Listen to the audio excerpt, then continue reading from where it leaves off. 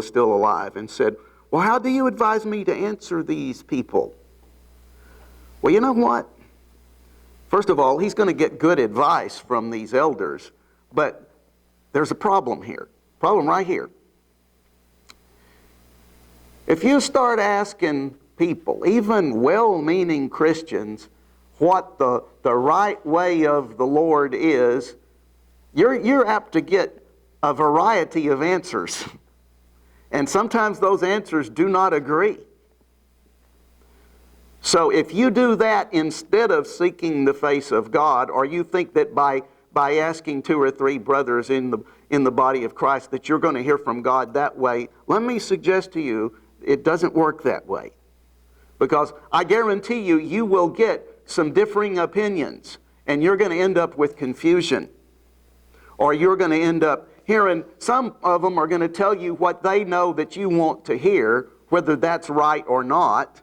And some others may tell you something that is quite meaningful to them, just like what Jeroboam told Rehoboam. Said, hey, you know, your dad, he was a hard-nosed dude, and he worked us to the bone.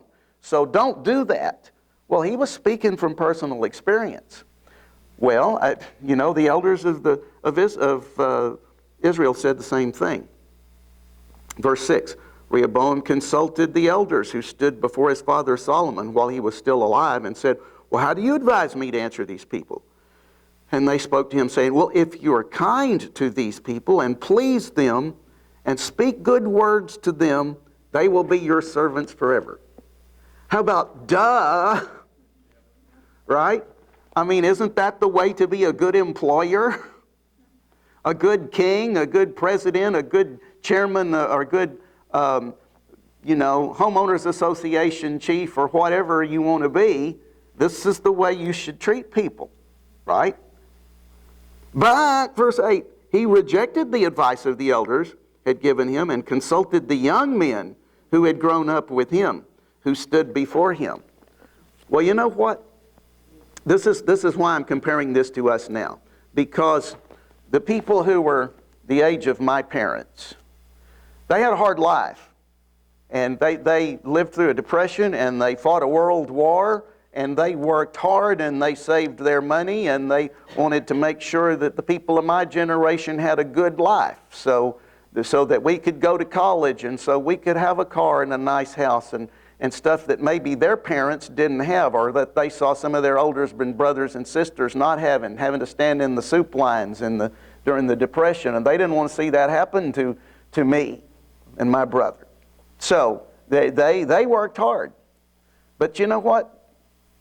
Sometimes stuff, sometimes things, sometimes material blessings just don't cut the mustard. You know, sometimes that doesn't substitute for love. Sometimes that doesn't substitute for attention.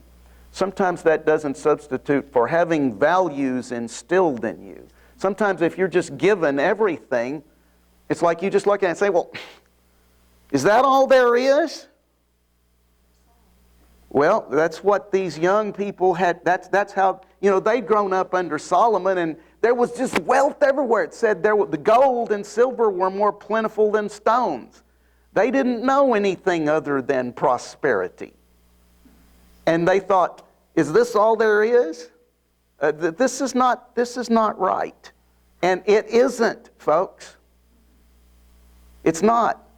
Money and property and belongings, they won't, not only will they not get you to heaven, they won't buy you happiness here. Anyway, so the young one said, the young men who had, verse 10, the young men who had grown up with him spoke to him and said, well, thus you should speak to the people have spoken you, saying, well, your father made our yoke heavy, but you make it lighter on us. You should say thus to them, well, my little finger will be thicker than my father's waist. And now, whereas your father put a heavy yoke on you, well, I will add to your yoke. My father chastened you with whips, but I will chasten you with scourges. So Jeroboam and all the people came to Rehoboam on the third day, as the king had directed, and he's saying, come back to us on the third day. Then the king answered them roughly. King Rehoboam rejected the advice of the elders, and he spoke to them according to the advice of the young men, saying, well, my father made your yoke heavy, but I will add to it. And my father chastened you with whips, but I will chasten you with scourges. So the king did not listen to the people, for the turn of events was from God. Well, what do we mean by that? Did God make those young people say that? And did God make Rehoboam decide that was the right way to go? No, God didn't make them. He loves freedom more than he loves control. Things just followed the natural course that they were going to go, and this is the way it shook out, and so they got what they deserved. And that's the way it is. So they can't. So God has taken responsibility for it, even though it was not his doing, because he warned them. This is what's going to happen. The thing was of God, that the Lord might fulfill his word, which he had spoken by the hand of Abijah the Shulamite to Jeroboam, the son of Nebat. Now, when Israel saw that the king did not listen to them, the people answered the king, saying, well, what share do we have in David? We have no inheritance in the son of Jesse. Every man to your tents, O Israel, and you see to your own house, O David. And so Israel departed to their tents. But Rehoboam reigned over the children of Israel who dwelt in the cities of Judah. Then King Rehoboam sent Hadoram, who was in charge of the revenue, but the children of Israel stoned him with stones, and he died. Therefore Rehoboam mounted his chariot in haste to flee back to Jerusalem. So Israel has been in rebellion against the house of David to this day. Keep reading. Now, when Rehoboam came to Jerusalem, he assembled from the house of Judah and Benjamin 180,000 chosen men who were warriors to fight against Israel, that he might restore the kingdom to himself. But the word of the Lord came to Shemaiah the man of God, saying, speak to Rehoboam the son of Solomon, king of Judah, and to all Israel in Judah and Benjamin, saying, thus says the Lord, you shall not go up and fight against your brethren. Let me say that again. You shall not go up and fight against your brethren. Let me say that again. Do you get the message? Don't fight your brethren. Who are your brethren? Other Christians. Don't fight them. Don't declare war on them. I don't care what stupid stuff they're doing and saying. That's what God told Rehoboam. Don't go and fight against your brethren. Let every man return to his house, for this thing is of me. Now, again, if there's somebody that you've had a disagreement with and they're saying stupid stuff, that doesn't mean the stupid stuff they're saying is controlled by God. It's controlled by them, but God gave them freedom to say it. And he's not going to force them to say what's right if they're thinking that what's wrong is right. I'm just saying. Therefore, they obeyed the words of the Lord, and they turned back from attacking Jeroboam. Well, we could continue the story about how Jeroboam didn't follow the Lord. In fact, let me just give you a couple of things about that. Go back to 1 Kings chapter 12.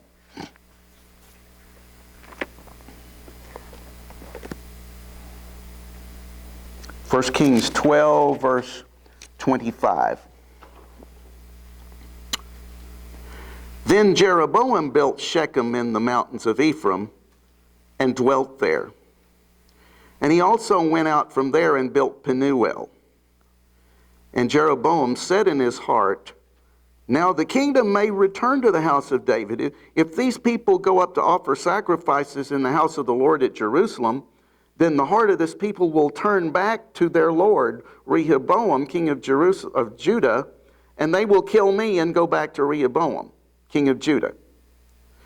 Therefore, the king asked advice, getting in trouble again, to make 2 calves of gold.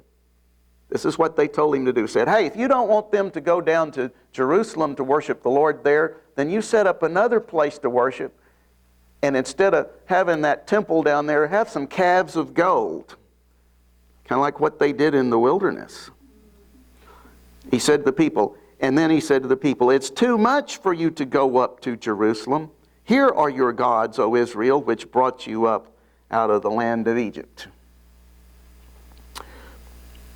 And so he set one in Bethel, and the other one he put in Dan. Remember, we heard about Dan this morning.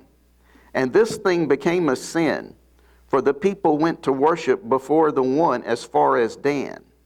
And he made shrines on the high places and made priests from every class of people. Remember that the guy did that this morning, and that turned out very badly. And not just the sons of Levi. And Jeroboam ordained a feast on the 15th day of the 8th month, like the feast that was in Judah, and offered sacrifices on the altar. And so he did at Bethel, sacrificing to the calves that he had made. And at Bethel he installed the priests of the high places which he had made. And he made offerings on the altar which he had made in Bethel on the 15th day of the 8th month, in the month which he had devised in his own heart. And he ordained a feast for the children of Israel and offered sacrifices on the altar and burned incense. And God was not pleased. 1 Kings chapter 13, verse 33. And after this, Jeroboam did not turn from his evil way, but he made priests from every class of people for the high places. Whoever he wished, he consecrated him and became one of the priests of the high places. And this thing was the sin of the house of Jeroboam, so as to exterminate and destroy it from the face of the earth. Well, okay. Let's see if we can untangle what this mess is that they made back there in ancient Israel and see how this might matter for us as Christians here in America now.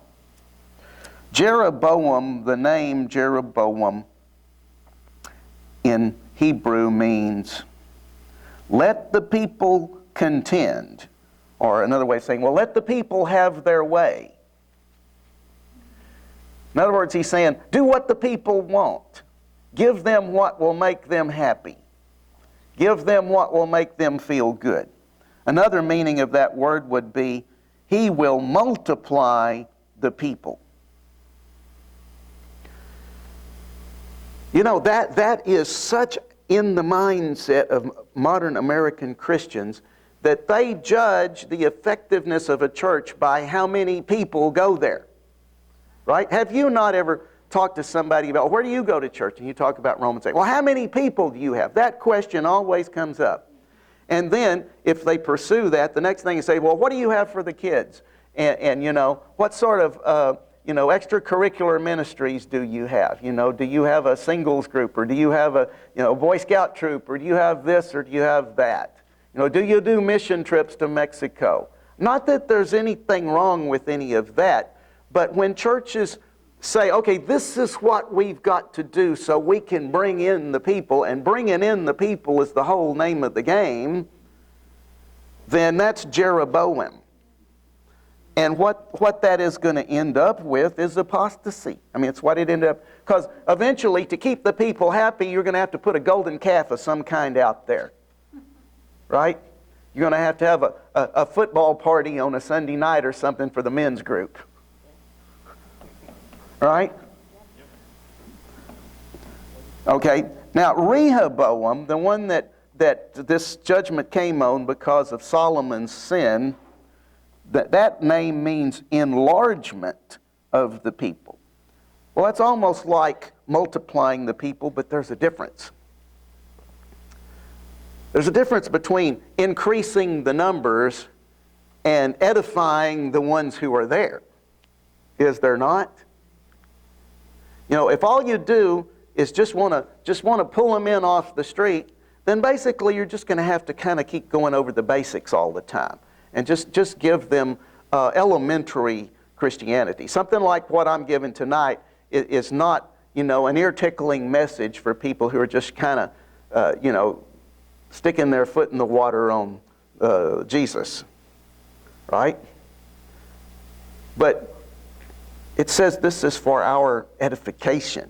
This is for our enlargement. Now, the problem with Rehoboam was that he was hard-nosed. He was legalistic. You know, that's the other extreme. But, you know, you got compromise over here with Jeremiah, and you got legalism. It's like, well, you got to measure up to this. And if you don't do this, if you're not raising the dead, if you're not, you know, people are not getting healed at your church, well, you know, you're of the devil. Well, that's Rehoboam. And obviously they were small. There was 10 over here and there's 2 over here. Well, you know what? Just if I just went by what my eyes say, I'd say this place kind of conforms to the Rehoboam pattern more than to the Jeroboam pattern. Not that there's anything wrong with that, except there was something wrong in Rehoboam's heart. And if this is in any of our hearts, if this is in my heart, if this is in your heart, we need to deal with it and get it out of us, because we are, as we read there in 1 Corinthians, at the end, at the climax of the ages. And we can't put this off anymore. Go back to 2 Chronicles chapter 12, and let's see what Rehoboam's problem was. 2 Chronicles chapter 12.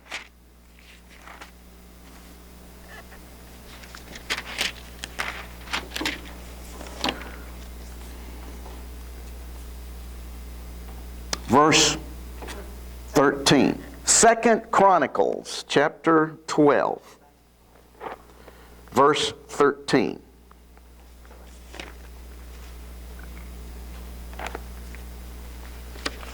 Says, thus King Rehoboam strengthened himself in Jerusalem and reigned.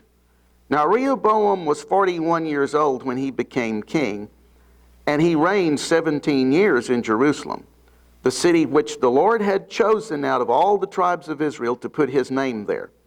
And his mother's name was Naamah the Ammonitess. In other words, Solomon had married a woman from the Ammonites, and that was Rehoboam's mother. And he did evil because he did not prepare his heart to seek the Lord. Now, I looked that word up, or that verse 14 up, about preparing his heart. Like, well, okay, Lord, what do you mean, prepare my heart? I mean, it's almost like, you know, we're gonna have beef heart for dinner, so we prepare it. You know, we cut it up and put it in the broiler or something. You know, what do we mean, preparing our heart? Well, that's not what it means, obviously. I looked at a lot of different translations, and you get a lot of different meanings from what the Hebrew is there. It would be to set your heart, or to determine to seek the Lord, worship the Lord, honor the Lord, yearn for the Lord, desire the Lord. To decide to obey Him, to want to obey Him. To be serious about dedicating yourself to serving the Lord. To try to find out what God's will is. To want to ask for the Lord's help. And you know what? I've had a problem with that. Because sometimes, I don't know why. I guess maybe I think it's too trivial. Sometimes it's like, I don't ask God to help me before I do something, before I put on my socks. And sometimes, you know, it ends up, you know, getting snagged on a toenail or something. I think, oh, dadgummit. It's like the Lord says, well, did you pray before you did that? So, no, I didn't pray before I put on my socks. And it's like, well, why not? You can pray before you put on your socks. Right? Well, why do we not do that? Well, you know, is it that our hearts are so self-sufficient that we just don't think we need to pray about some of these things? Well, you know what? We are facing a time where we are going to need to pray about everything. Okay, another thing about preparing your heart means to decide to please the Lord rather than pleasing yourself, or to determine to follow the Lord. Bottom line, another translation said is, well, the Lord was just not important to him. How many people can we say that about? Is, well, God's just not important to them. They got other things that are occupying their attention. That was Rehoboam. That was his sin. And you know, you can be legalistic. You can be religious. You can be as religious as the day is long and still not seek the Lord. Because you think, well, I got it, by golly. I got my doctrine right here. And I'm gonna cling steadfastly to that. And so don't you tell me anything outside of that, because I ain't going to listen to you. Or, Owen Kane didn't say that over there, so I'm not going to listen to that. You just shut up, Ray. Don't talk about aliens. Don't talk about conspiracies. Well, Owen Kane didn't talk about everything in the world, and I'm not saying he was wrong because he didn't, but you know what? Everything is not in a little box, folks. It's getting bigger every day. That's right, Ann. Let me leave you with this. The Great Commission, Matthew 28.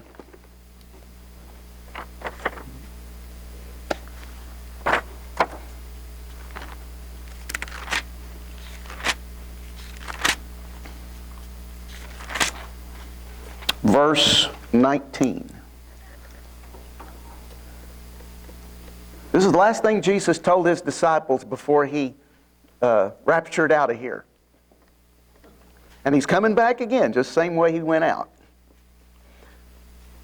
Matthew 28:19. Go therefore and make disciples of all the nations, baptizing them in the name of the Father and of the Son and of the Holy Spirit, teaching them to observe all things that I have commanded you. And lo, I am with you always, even to the end of the age. Well, that's good to know that he's with us, even though he's in heaven interceding for us. He's given his Spirit to us, and he's here with us always, from now on. But the Great Commission, the church has, they've missed it. The church has said, well, the Great Commission is to build the church numerically. Well, that's the Jeroboam approach. That's the purpose-driven life approach. That's the numbers game. Okay? But nor is it just, well, okay, just make it so hard that nobody wants to be a Christian. And everybody just throws up their hands and say, well, I can't hack this. I'm going to just go back and drink or whatever. That's not the right way either. Making disciples, the word make disciples actually means to promote understanding. I have a sign in my office, and the Lord prompts me to look at that every now and then. And in fact, the Lord prompted me to make this just as a reminder to myself. You've seen these European road signs where they have a circle and then they have the slanted line through it, like, you know, no left turns or whatever.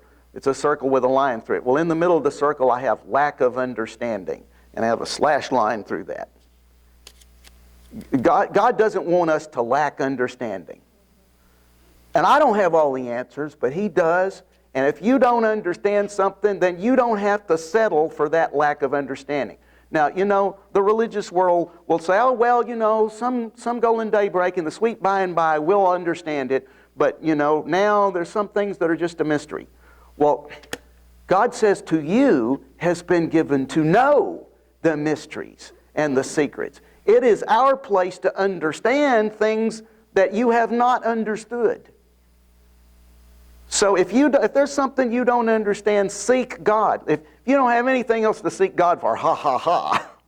But if you didn't, if everything's just hunky-dory, then you find something in that Bible you don't understand and ask God to explain it to you. Okay?